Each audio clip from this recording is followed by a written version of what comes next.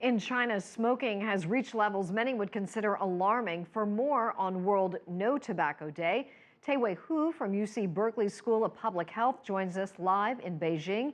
Teh-Wei, 1 in 4 people smoke in China. First of all, can you tell us why it is so popular? I think that one reason is because of a social norm, that people probably think that it's a way of a friendship, a meeting of exchanges, but also there is a lack of knowledge. Some of the, especially in low-income, rural China, young people, they do not realize that the harmfulness of smoking to their health. I see. There is talk now of a national smoke-free law. How effective would that be in China? Well, I think, as you mentioned earlier, the Chinese government has started to address this issue. However, I think there are two main important points. Is one, that we should make the cigarette more expensive to the smokers. And that will make the young people feel more sensitive to the price, which will not initiate the smoking. That will help the long-term reduction of smoking prevalence rate.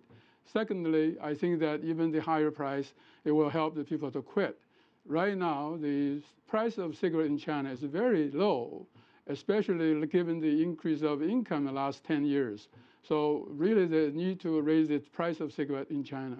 China depends on the revenue, obviously, from the tobacco farms. Can it justify pushing a campaign to prevent smoking? Can it afford it? Well, actually, this is the myth. As we know that one reason that China is so powerful in the tobacco industry because it's a government monopoly.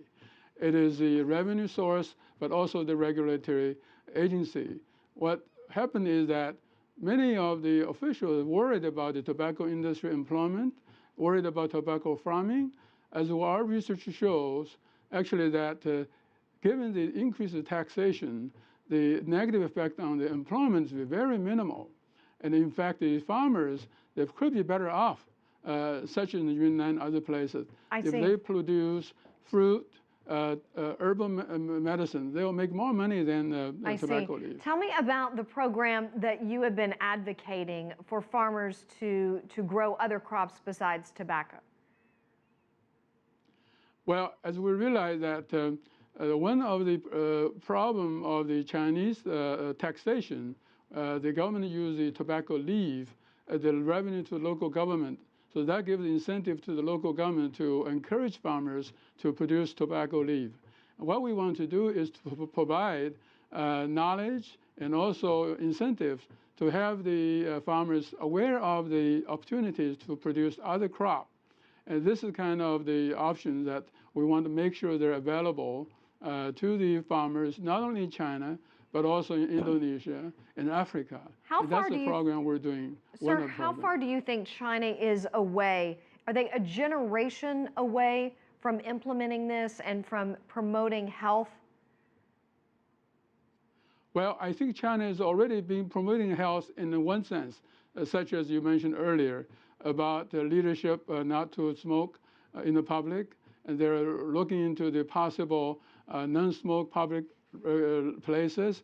But I think that down the road, the raising tax, which will have a more immediate and cost-effective policy on tobacco control, I will see that this probably, given the major economic reform and the tax policy reform, I'm hopeful that the kind of tax increase will happen maybe within a year or two. And this will have a good impact on the reducing cigarette smoking. Professor Teh-Wei Hu from UC at Berkeley, thank you so much for your time live from Beijing.